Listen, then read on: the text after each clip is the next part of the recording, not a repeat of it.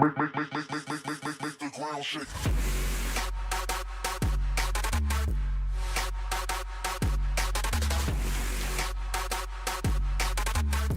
Yo, what is going on, guys? We're playing some more Madden 16. We're talking more Madden 17 team ratings predictions. This week we're going over the NFC West, and these ratings on the screen right now are not my predictions. That's just what the roster update is at right now on Madden. So don't get too excited. But as always, guys, I got this matchup here because it will be an intriguing one. I can see you guys, having good arguments for why both of these should be at the top of the division and overall wise. So I'd love to hear you guys' standpoint on those two, of course.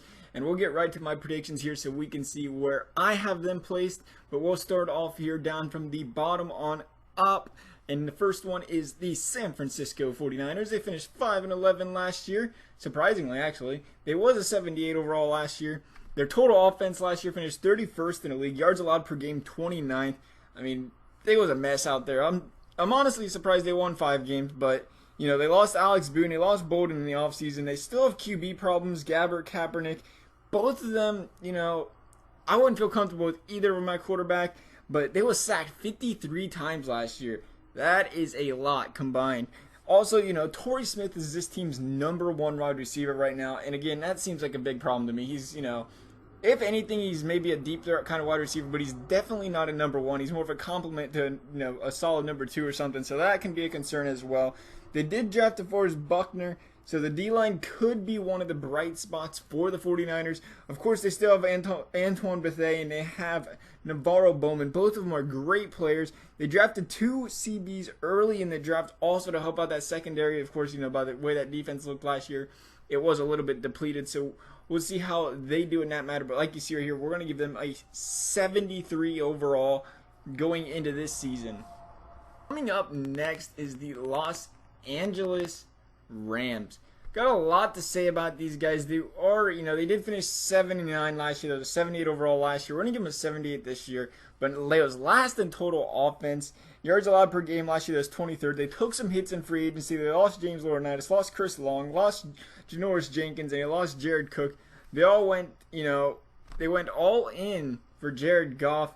And my only question is, was it worth it? They gave up 2 seconds, a third this year, and next year's first and third. That is a lot of talent that they're giving up for one guy. I mean, you got to realize, at that point, you're missing out on some really solid players at second and third round picks that you can put, defense, offense, some non-skill position players that would be great for the team that they're definitely going to miss out on because of that. But we'll see how that goes out for them. But they do have some offensive stars as it is, though. Todd Gurley could be the future best running back in the league. I mean, the way he played last year, I don't think too many people have an argument against that. But he could put, like I said, he could put the team on the back.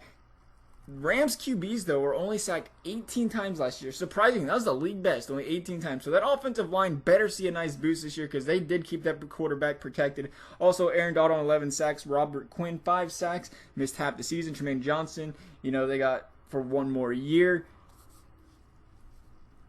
Coming up next is the Arizona Cardinals. Now, we got them in an 89. Like I said, there's, we could put them here. We could put them #1. I think there'll be arguments for people both ways. They were 13-3 last year. There was an 82 overall last year. We're going to give them 89 this year. There's 408.3 yards per game last year on offense. That was best in the league. 321 yards allowed on defense. That was 5th best in the league. And, Cardinals went defense in the first 2 picks this year to help, there was a little if there was a weakness on a team, there was a couple spots on defense he could go after. Of course, that defense was strong, don't get me wrong. And they also made some good offensive moves. They acquired Evan Mathis, or not offense. They made some good offseason moves. They acquired Evan Mathis, Chandler Jones. Very potent offense last year, like I said. See high ratings for Palmer. Solid backfield with David Johnson, Michael Floyd, Fitzgerald Brown. All had good years as well. I mean, like I said, those guys could all see high rating upgrades. Of course, then they got the defense. Pat Pete, Tyrann Mathieu were the staple of that secondary. Buchanan was great in the linebacking core. This team's defense was obviously fantastic last year, but my only problem is, why they're second is that Seattle defense has a lot more big name, already high overall players. I mean, you think of the guys they got that were in the 90s last year, and you think of the guys that were in the 90s last year for Arizona. I just don't see them making as big of a step that, overall wise, to jump step St. Louis. I do think, personal opinion, I think the Cardinals win a division again this year. But, like I said, this is an overall ratings thing, not a division winner thing. But if I had to pick them, I'd be taking the Cardinals to win this division this year. But that's probably a little biased too because I do not like the Seahawks. But coming in at number 1 is the Seattle Seahawks, 10-6. It was a 91 overall last year. Didn't make the Super Bowl this year. We're not going to keep them up that high. We're going to give them about a 90. They had 378.6 yards per game on offense last year. Can you believe that? They actually had a really good offense. That was 4th best in the league. 291 yards per game allowed on defense. That was 2nd best in the league. They lost Bruce Irvin, Lynch, Okun, but they still have a lot of solid guys. They drafted O-line in the first round. It needed to be addressed after losing 2 guys in the offseason. Russell Wilson, Baldwin had breakout years. Yes, I said Wilson had a breakout year. I know people are not going to like that, but I'll try to explain to him the best I can. And that is first time in his career he impressed me as a passer.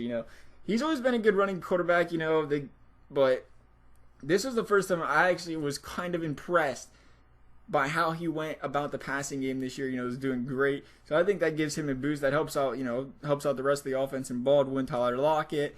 And then, of course, there's that defense. Oh, man, there's that defense. It's still centered around the Legion of Boom. Chancellor, Sherman, Thomas, Michael Bennett, Bobby Wagner. The list just goes on for elite players. All guys that could see, 90 overall ratings. Easily a 90-plus overall defense. That's why, got them in a 90 overall. Not, like I said, not to mention or anything, take anything away from that offense last year. They made some big strides. If they can keep that defense locked down like it's been the last few years, and that offense keeps playing like it did the second half last season, they could be a scary team. So we'll see how they do. As far as this season goes. Right now I got them at number 1 overall wise, but like I said, I think Arizona could edge out this division, but who knows? You never know. Seattle is definitely a talented team. They could easily outdo outdo the Cardinals. So we'll see how they do, guys. As always, I'd like to hear your opinions on it. This pretty much wraps up this video though, so I hope you liked the video. We'll see you next time, and thanks for watching.